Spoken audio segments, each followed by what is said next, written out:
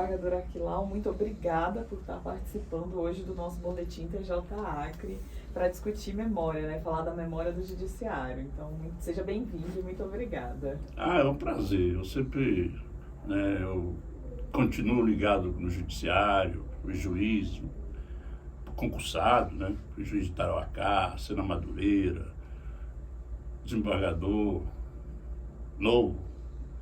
A minha carreira foi muito rápida e me aposentei também faz 10 anos do Tribunal de Justiça, exerci todos os cargos muito cedo e saí cedo porque chegou um momento que eu não criava mais nada. E quando o homem não cria mais nada daquilo novo, nesse sentido, está se repetindo, eu digo, é hora de eu ir embora. Deixar outros fazerem melhor do que eu. Então, eu estou aqui, guardo muitas coisas do Judiciário. Para mim, o Judiciário é o órgão que guarda a memória do Estado, do Acre. Não tem nenhum outro órgão.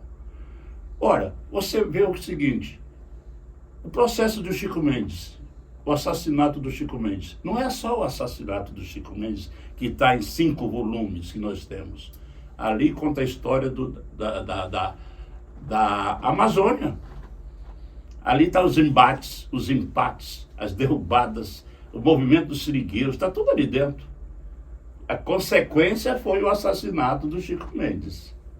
Por isso que eu estou dizendo, quem pesquisar um processo desse, não é só o assassinato do Chico que está lá dentro. Decisão, né? Excelente. Mas tem todo um processo, as testemunhas vão contar sobre os acontecimentos que antecederam, e você vai perceber tudo que está ali dentro. Os jornais que vão lá para dentro, os discursos que são feitos, por que desse combate, desse assassinato do Chico, né? Tem toda uma história em volta disso. Então, cada processo, ele conta a história da sociedade, naquele determinado momento. Por isso que eu digo, nós somos guardiões da história do Acre. E está aberto aí, essa história está aberta para a comunidade pesquisar. Falta pesquisa. Isso é um desafio para os historiadores, e para os advogados, para os bacharéis em direito. Esses processos estão aí.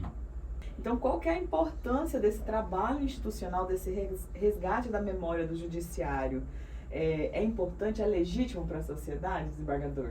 Nossa, é super legítimo. A gente vai conhecer o dia a dia de uma comunidade. Como é que ela vivia naquele determinado instante. Por exemplo, nós temos um processo do assassinato do Plácido de Castro. Ele foi assassinado aqui no Acre, em emboscada. E tem toda uma circunstância como é que ele foi assassinado.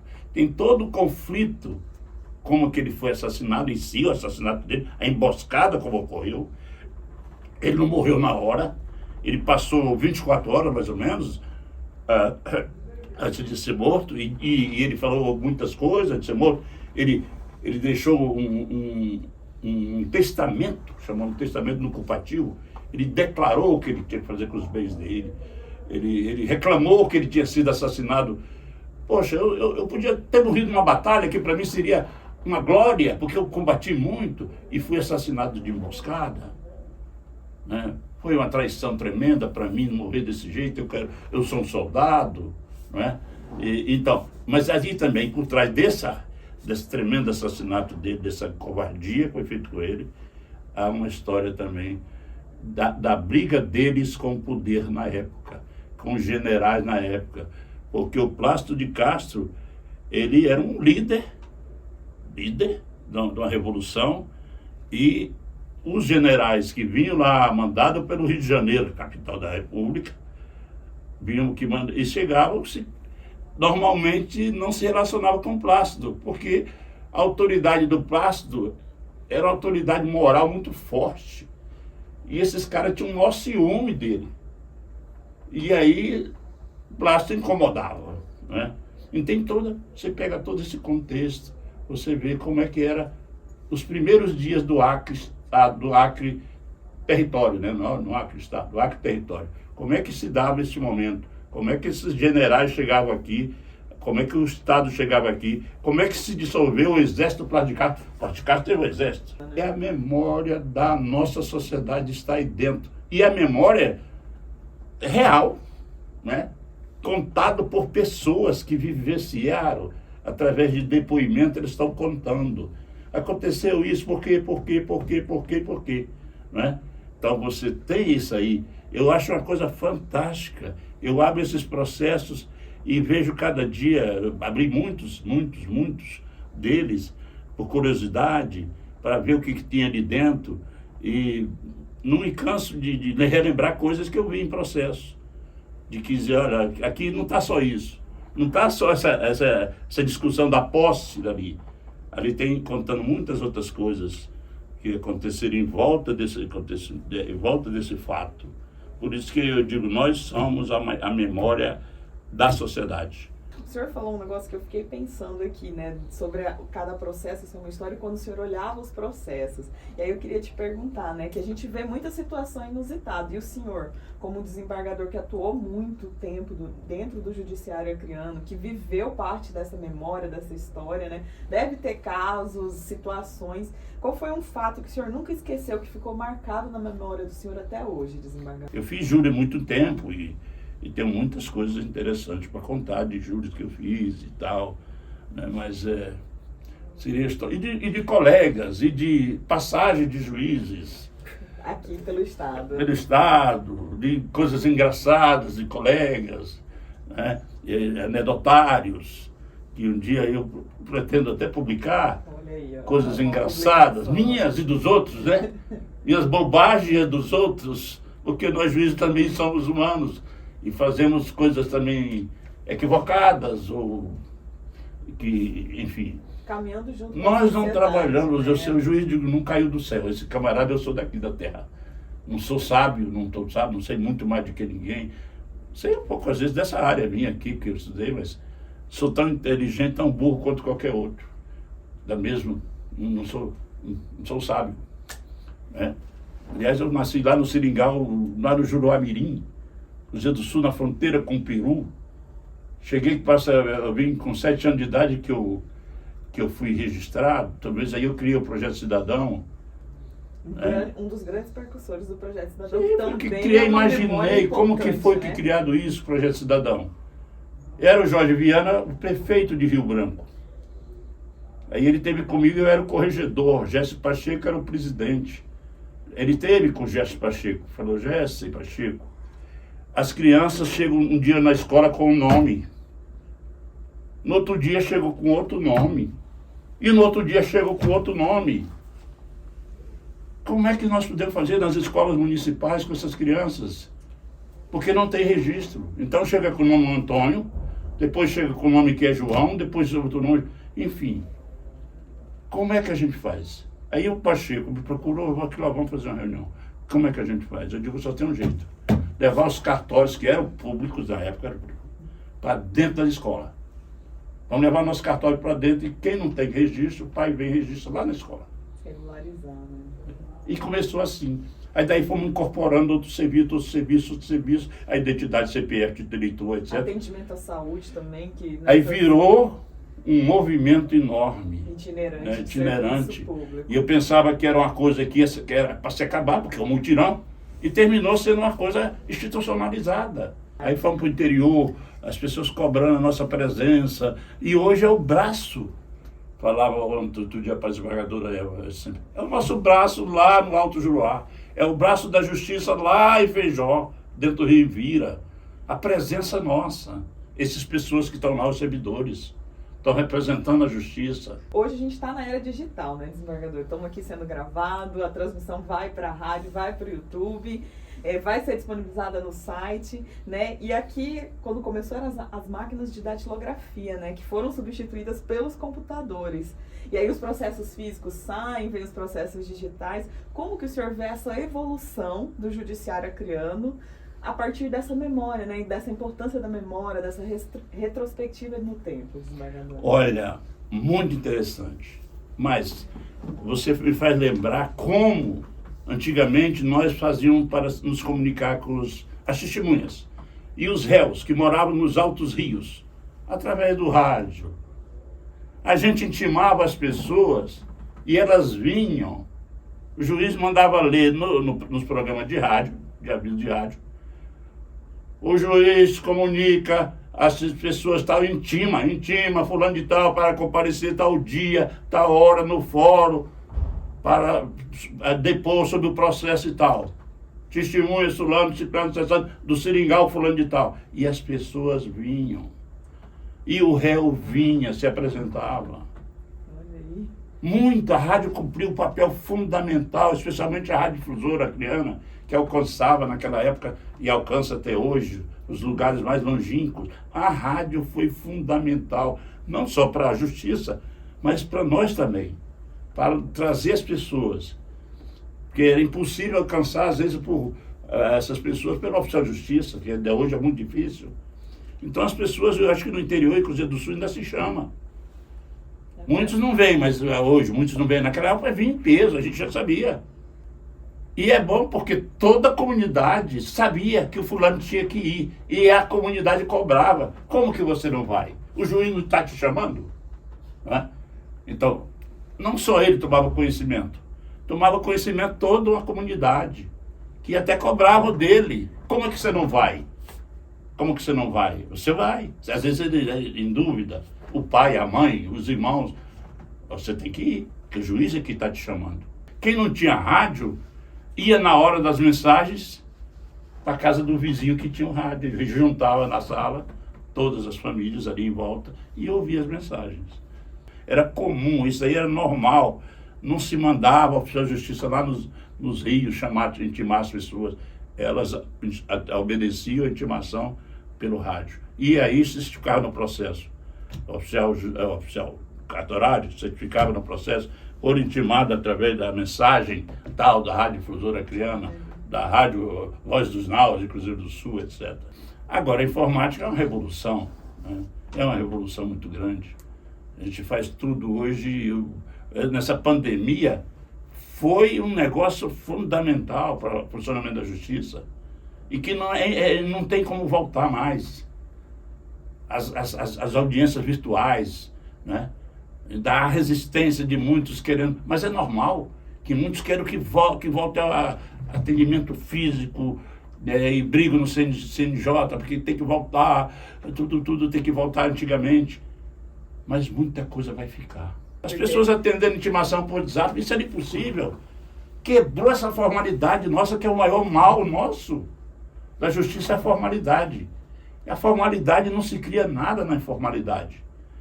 A formalidade mata o homem. O homem na formalidade não cria absolutamente nada. Ele está preso. Ele olha tudo por uma janela, por um buraco só. E ela impede a criatividade. Né? Ela impede. O juiz, quanto mais formal, mais difícil de tocar a vara. Mais difícil de tocar a sua atividade. Porque ele se prende à formalidade. Vai ser mais burocrático do que a lei exige. Né? Desembargador Aquilau, o senhor é um entusiasta, não, né? Um defensor da memória no judiciário. O senhor está aposentado e está na comissão de memória aqui dentro, né? E aí, este ano, o Tribunal de Justiça participou da Mostra da Magistratura Cidadã, promovida pela AMB, né? Associação dos Magistrados Brasileiros, que ficou lá no STF, em Brasília.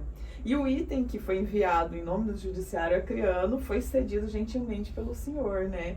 Que foi uma petição na qual um seringueiro pedia aposentadoria de soldado da borracha escrita em uma pela de borracha, né? Que a pela é aquela bola de borracha que os seringueiros faziam. Então, o senhor pode contar um pouco sobre esse caso para os nossos ouvintes? Isso aí me emocionou muito. Eu não lembro disso. Eu estava no gabinete como juiz e o meu irmão, que é um caçador, não, a gente não está caçando mais não, está velhinho já, me trouxe essa pela pequena, um sujeito, olha, te mandou isso aí. Ele escreveu assim: eu, Manuel Julião, tantos anos de seringa, não fui aposentado pelo soldado da borracha. Mas como é que se escreve numa pela de seringa? Você te pergunta. A pela de seringa, enquanto ela é nova, enquanto ela é virgem, enquanto a cor é branca, você escreve como se fosse com palito, com caneta. Não escreve com tinta, você vai fazendo pontinhos, marcando, ela, né? Aí eu vi aquilo, eu me emocionei, falei, meu Deus do céu, vamos chamar esse homem, por favor, vamos trazer ele aqui, vamos aposentá-lo, mas vamos tirar uma foto com ele também, seu Manuel Julião. Aí chamei, tiramos uma foto e tal, encaminhamos ele e conseguimos a aposentadoria dele. Aí eu guardei, evidentemente, essa pela de borracha, né? E recentemente o pessoal pediu lá para levar para o Supremo e eu fiquei com muito ciúme dela, mas cedi aos apelos da Associação do Magistrado, a presidente Valdirene pediu também, fez um apelo para a gente mandar. Tá. Mas eu tinha uma outra, que depois ele mandou. Manuel Julião aposentado pelo Soldado da Borracha. Eu digo, bom, pelo menos essa aqui eu tenho, vou ficar pelo menos com essa. Então eu fiquei com o Manuel Julião aposentado pelo Soldado da Borracha, essa eu tenho. Essa tá do aqui mesmo tamanho. Do mesmo tamanho dessa. Então, daí que eu comecei também, me interessei em juntar peças, em fazer essa que eu chamo hoje da minha casa, deu o nome Casa Museu. E o senhor recebe até as escolas, né? Com recebo escolas montei lá do lado do museuzinho um difumador. Hoje eu vou receber um grupo de pessoas. O seringueiro está cortando seringa agora, essa manhã, nesse momento, lá no Parque Capitão Ciríaco. Mais tarde ele vai lá para casa, porque eu não tenho seringueiro em casa. Eu tenho, mas as minhas seringueiras ainda não são fortes o suficiente para derramar o leite.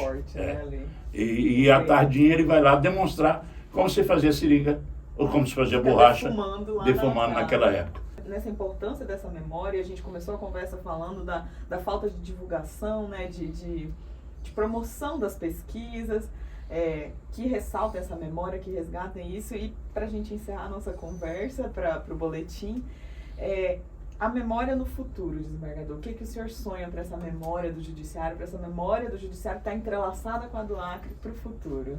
Olha, nós caminhamos muito nos últimos anos, porque quando nós imaginamos criar o Centro Cultural, para a gente ter um espaço de memória nossa, e eu no Juruá e aqui em Rio Branco. Aqui em Rio Branco. Eu tomei essa iniciativa e era muito se criticado. As pessoas chegaram, colegas nossos, não vale a pena. Ah, mas isso é museu, esse é centro cultural, isso é com o executivo. Falei, gente, o executivo vai cuidar da nossa memória? Não. Ele vai cuidar da memória dos deles. Nós temos que cuidar da nossa memória. E nós somos os guardiões da memória, não só a nossa, não. Da sociedade através desses processos. Nós temos o processo do filho de Euclides da Cunha, que morreu assassinado aqui em Feijó. Está conosco. O processo do Plácido de Castro está aí. O processo do Chico Mendes está aí. Outros tantos processos. A criação de Brasileia, né, que foi uma questão do juiz ali disputando, tentando encontrar um espaço no território. Foi expulso lá. Foi expulso do seringal que ele estava e depois fundaram Brasileia a partir da comarca, né? Foi expulso, ele foi lá para a Bolívia. O seringalista disse aqui não, que ele foi mandado para ocupar um espaço lá de um seringal. Chegou lá, o seringalista falou, não, aqui não, que eu não vou deixar o senhor botar o pé aqui não, não quero justiça aqui não quero não. O senhor vai lá para o lugar aqui não. Ele foi lá, se abrigou em Cobija. Depois já não, gente, nós temos que ter um espaço aqui, vamos criar um espaço. Enfim, nasceu brasileiro desse jeito. Enfim, aliás, a justiça, quem primeiro criou a justiça, a gente está falando justiça há 60 anos, não é, gente? Nós não podemos, agora eu estou defendendo a comissão, a justiça do território, nós estamos esquecendo. O Acre não tem só 60 anos. Nós temos que comemorar a justiça do território também. Claro, ressaltando a justiça do Estado. Mas antes da justiça do Estado, teve a justiça do território, que tem a mesma idade. Tem 60 anos também. Então, sobrou 120 anos de... São 120 anos, não são 60 anos. Justiça. Aliás, quem primeiro criou a justiça no estado, foi o Estado Independente do Galvez. Galvez, que criou o Estado Independente do Acre, que durou quase um ano. O primeiro decreto dele criou essa bandeira que está aí. Que o Plácido de Castro assinou embaixo, continua essa bandeira. O segundo decreto dele, eu tenho cópia desse decreto, foi criando, desculpa, a Justiça do Estado, independente do Acre. Então, Galvez diz, considerando que todos os habitantes do Estado independente do Acre, sem exceção, são brasileiros, considerando que o Estado está sendo criado, nós vamos adotar as leis brasileiras, os códigos civil, penal, todos os códigos de leis brasileiros e decretos, até que o Estado independente do Acre venha a se reunir em constituinte para elaborar as suas leis. Um sonho, né? Isso em 1899.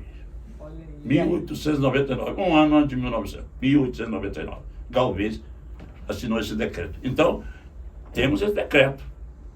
Ele criou a Justiça do Acre. Ele não só criou a justiça, ele criou muita coisa. Ele tinha, como ele era um intelectual, ele tinha noção da estrutura do Estado. O que ele devia fazer? Nomeou juiz, nomeou delegado, nomeou não sei o quê. Já tinha uma organização ali que a gente pode chamar hoje judiciário, mas era uma organização, né? Era uma organização. Ele disse, vai funcionar assim. Ou seja, todo mundo já conhece as leis do Brasil, todo mundo já conhece, então vão vigorar essas leis, até que a Constituinte, que é a soberana, vai dizer quais são as leis que vão vigir aqui no Estado independente do Acre. É bacana. Desembargador, a gente pode conversar um monte, né? E esse ano aí o tribunal está fazendo 60 anos do Estado e a Justiça faz 120, né? Conforme o senhor acabou de nos esclarecer, a partir do território, da Tratado de Petrópolis, se a gente for contar aí, o Galvez tem mais uns aninhos, né? Então, mas essa entrevista aqui para ressaltar, né, o Dia da Memória do Judiciário, acho que a gente pode continuar depois, mas abro o espaço para o senhor fazer suas considerações finais sobre essa importância da memória. Eu fico muito contente, a coisa que eu gosto de falar, de fazer. Recebo muita gente aí em casa, na Casa Museu que eu criei, é o meu hobby. Recebo escola, recebo gente. Ultimamente recebi até o ministro, né? O ministro Fachin, que fui lá em casa, vi as peças e também falei um pouco dos ciclos da borracha no Acre, na Amazônia como um todo. Depois foi visitar, ver as peças, ver o seringueiro fazer borracha. Enfim, ficou bem encantado. Ele também já conhecia muitas coisas, etc., da história do Acre. Então, essa memória nossa é muito rica, seja do ponto de vista geral e da justiça também. A justiça foi fundamental. Quando era fundado cada cidade, já havia um juiz junto. O juiz estava presente. Por exemplo, na chegada em Cruzeiro do Sul, Marechal Thaumaturgo já chegou com o juiz. Estava junto na fundação da cidade. Assinou ata e tudo. Estava presente. Uma autoridade ali, né? Representando o poder judiciário do território. Tivemos um juiz, Castelo Branco Sobrinho, escreveu, é do território, escreveu sobre o Acre, território, enfim, uma obra fantástica, citada por todos os historiadores. Então, não podemos esquecer essa história para trás. Os primeiros desembargadores do Tribunal de Justiça do Acre eram oriundos da Justiça do Território. Os nossos fundadores. Eles podiam optar. Ou vocês são federais, podem ir para qualquer lugar, né? Ou pode ficar aqui e ocupar, ser desembargador do Estado. E eles ficaram, né? Vocês vão ser desembargadores. Pertenceram. Enfim. Por isso que a gente não pode esquecer o para trás. O homem que não tem memória, sociedade sem memória é perdida, não sabe para onde vai, não tem identidade, não sabe se defender. Não sabe se defender, não sabe defender. Onde veio, não sabe nem para onde vai, não sabe se defender. É conduzida. Nietzsche dizia o seguinte: só tem duas pessoas, os que se conduzem e os que deixam se conduzir. Vamos nos conduzir.